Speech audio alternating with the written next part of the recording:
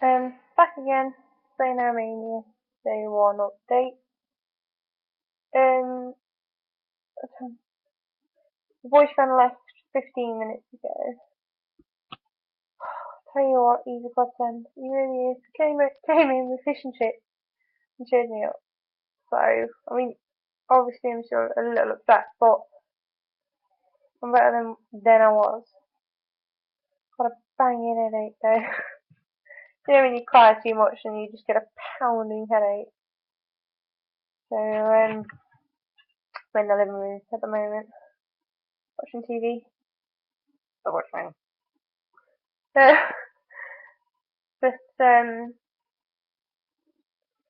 yeah, it's gonna be hard. Definitely is. I just need to. I did it again. I just need to find something that's more me. That's what I've decided. I need to find something that I know I'll be confident with. I just hope it's easy to find, which job hunting never is easy. Just gotta look and look and look and look and look and look and look and look and look. Make another phone call tomorrow.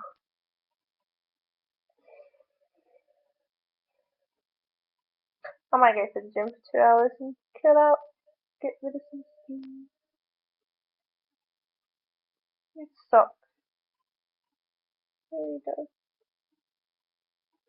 Anyway, I've got to wait for the mum to get home now.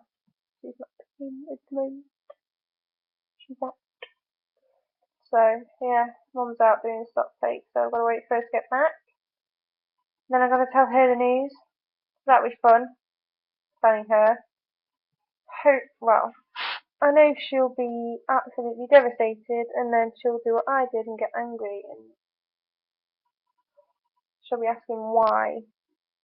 Who said what? What did you do?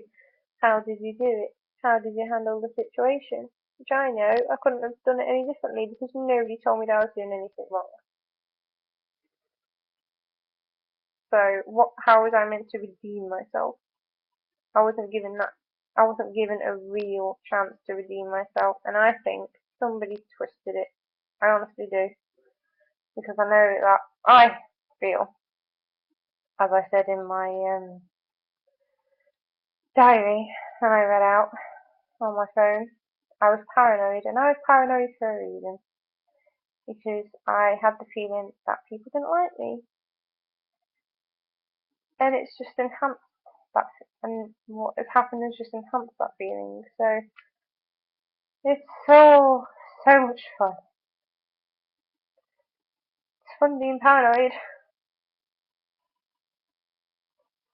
I mean, I got I know what my mum thinks, and I know what my boyfriend thinks, and I know what my family thinks, and his family thinks, because they tell me. Any problems they tell me. People at work, nah. People at work are lying. People at work are cheating. Not everyone. I will say not everyone. There are a few. There are a few people that were very lovely, but some of them in there, I seriously think they didn't like me, honestly, and I think they might have twisted a few things to get me out. So I don't know how my makeup stayed so well. I've been crying my eyes out. Maybe it's Maybelline. Probably.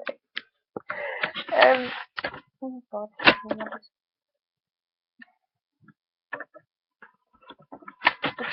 Nothing in that. Yeah. So I've got a pounding headache. Thought I'd update you guys on John coming in and cheering me up. I'm going to try and job hunt now. Been watching a bit of TV with him just to calm myself down. I know only, well, one person has seen my I lost my job video. It's just shit.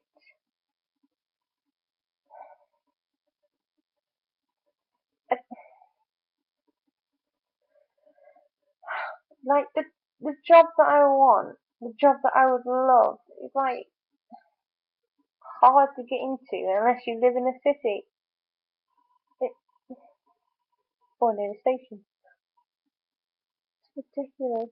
I just want a chance.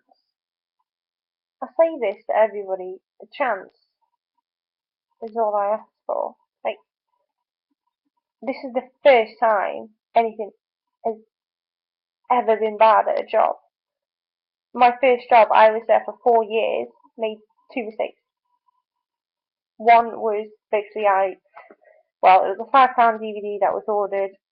I completely forgot that he hadn't paid for it when on the system I said he did, and he basically got it for free, £5. And the other one was, actually the other one wasn't even my fault. The other one was a customer kicking off for no reason at all. Basically, in the last year and a half of the store being open, we had a new cold drinks cabinet come in, and it was right next to my till. Now this quite big, tall sort of guy came in, and he picked up 2 bottles because it's like 2 for £2 or something deal. And he picks up one, he drank out of it, and then he put it in front of my till. But he went 2 tills down to my colleague. So I had another job to do, so I thought, right, it's quite a golf till, and I'll carry on with my job. So I looked at my colleague and I said, don't forget these 2 Coke bottles in front of my till. And I smiled at the customer and I smiled at him, and he said, yes, okay, I won't miss them. He'd only been working there for like 2 months. And it was all fine, and I walked off and I carried on with my job. Well, next thing I knew, I walked to the middle of the store, carrying on with counting and similar things like that. And then all of a sudden this customer came walking up to me, big and bold, blah, blah, blah, blah, blah, and then went, you accuse me of stealing. How dare you accuse me of stealing? You made a fool out of me and you shouldn't be working here. You should be sacked.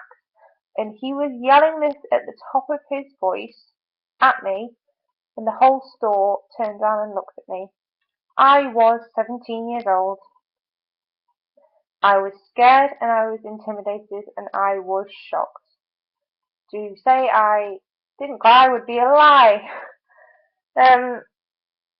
Basically what happened was he yelled at me and yelled at me and yelled at me in the middle of the store, saying all kinds of stuff, saying I accused him of cheating.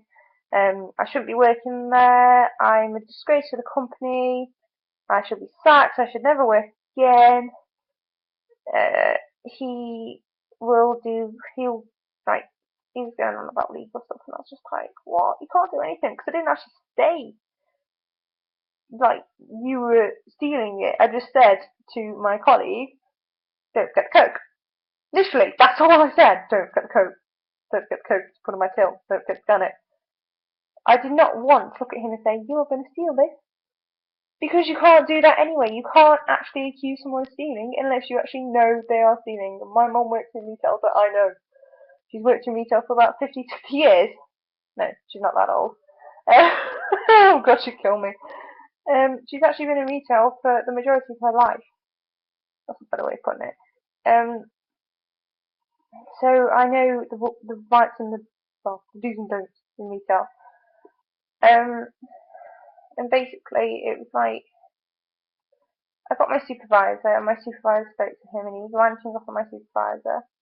The thing that shocked me and hurt me the most was the fact that he did it in front of everyone. He didn't sort of quietly come up to me and say, look, you just accused me of stealing. Then I would have said, no, you actually misunderstood me, sir. I'm sorry if it came across that way, but I didn't mean it. Instead, he came up at the top of his voice. There was about 30 to 40 other people in the store. There was a lot of people in the store, including my colleagues. And he was screaming at the top of his lungs at me. People outside the store even looked through, because we were in a shopping centre, and people outside were looking in because he was that loud. And he spoke to my supervisor, and I went into the back and I started crying my eyes out because I didn't know what I had done. I thought I'd killed someone by the way he was yelling at me. But it was crazy. So what followed after that was basically supervisor came in, asked for my story, went upstairs, spoke to the manager called me up. He said, your story, colleague story, supervisor's story matches up. His story doesn't, so he's banned from the store because my manager said to me, like, I will not tolerate customers making my colleagues cry, which I thought was really lovely. So I was quite happy that my manager stood up for me, and he did take care of me quite well actually. He was a really nice guy. But yeah, that second one was even my fault. Yeah, anyway, my other job after that was an apprenticeship. Didn't make any mistakes in that at all. Loved it. It was great. They actually employed me afterwards, but couldn't keep me on full time, so I was in part time. God, my hair falls out all the time.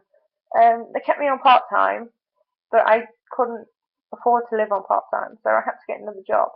Else I would have stayed there. If they paid me full time, if they had me full time and would pay me full time, I probably would have stayed there for a good while, at least. But unfortunately, they couldn't. Either that or they didn't want to. I don't know. Some other stores were saying like, oh, they don't want to pay you full time because they're stingy and they hold back their money, but it's their choice at the end of the day. My second job after that, it went well. I mean, the woman that I worked for, she was like I put on that Cara. I can't remember if I did her for Cara. The name beginning with C anyway, and she was quite motherly. She's quite a motherly figure, but like if I ever did anything like wrong or say something, she sort of when she was stressed, you knew basically. So it was kind of towards the end, it just got worse, and I was just like, I need to leave. I need to leave, and I wasn't earning. In my opinion, I wasn't earning as much as I was worth, so I went and got the job in equipment. And you guys know what happened with that. Too much gossiping and bitching and anyway, and then I got this job. Well, that job now, past tense, gone. Get it. But yeah, the problem started to happen when I moved seats.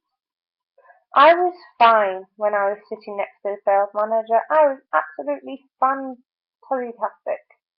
But when I moved next to Sarah, I started to feel like shit.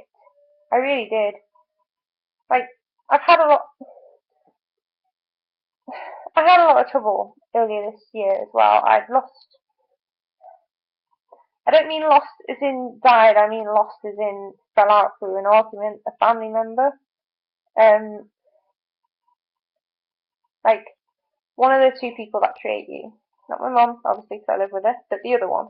I refuse to refer to him at the moment because what he did was just terrible. I can't comprehend what he did to me at all.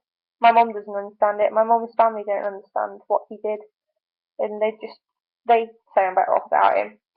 And John and his family say I'm better off without him.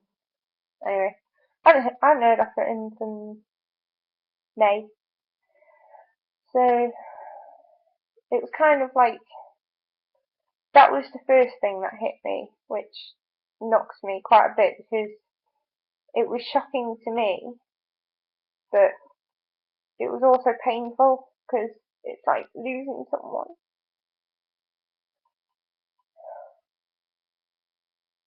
And then the move in the office happened, and I moved to next to Sarah. And as I started to work with her, I just noticed things about her and the way that she was, and the way she was with others, and the way she was with me. Like she was fine with everyone else, but not with me. Like she talked to others, but not include me, even though I was sitting right next to her. I'd try and join in conversation, but I'd get funny looks. And like a couple of weeks ago, I was getting chest pains. Now, this will probably make me sound like a real bitch, but she is going through a cancer scare, which in my head, I kept saying, she's just stressed, she's just stressed, she's just stressed. about that, so she's taking her anger out on me.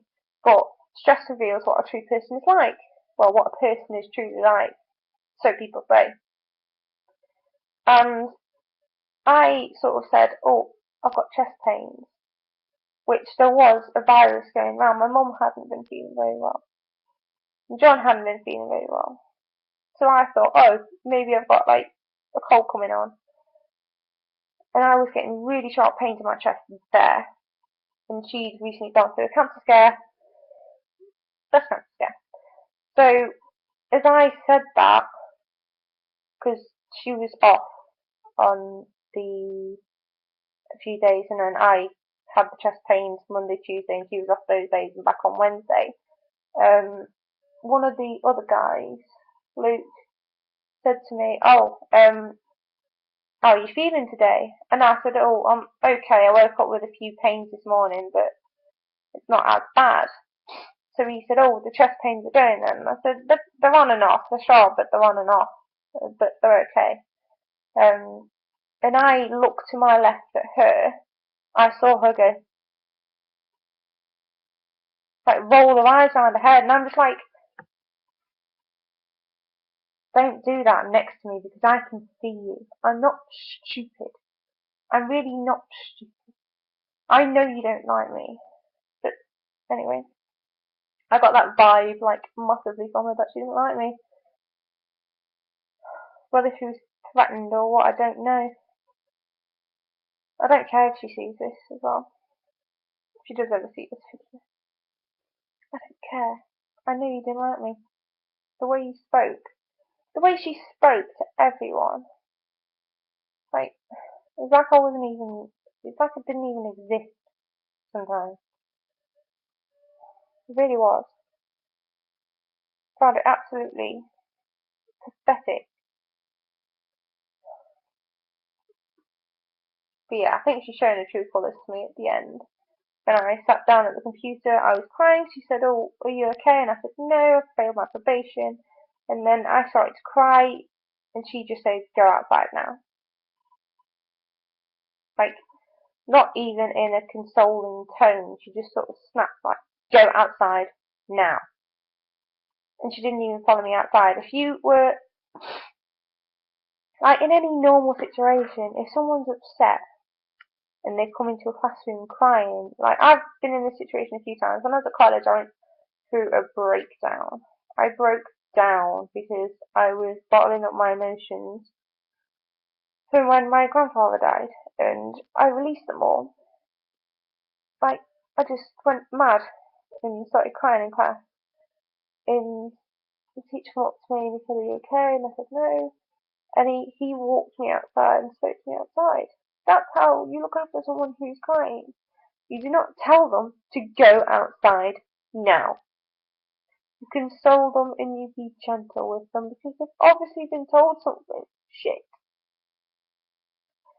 But no, she was a heartless bitch. And that's really, really riled me. It really has.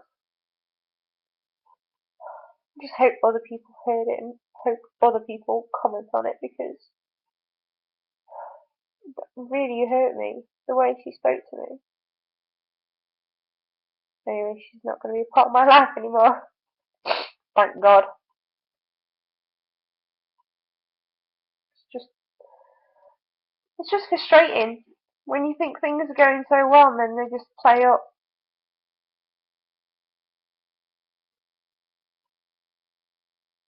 Anyway, that's my update for when John came over. Got me fish and chips. Cheered me up, and now I've got a banging headache. A job hunt now. So,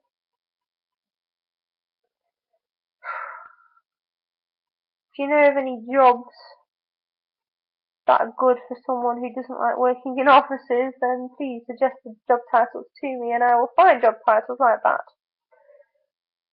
I'll have to go for ones that don't require degrees though.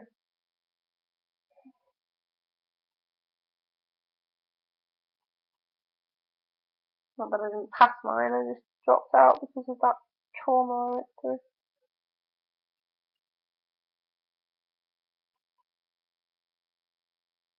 I try so hard. I try so hard, but it never seems to be enough.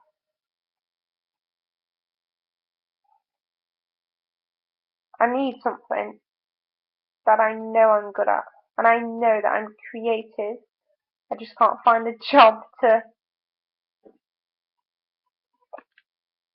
put that into.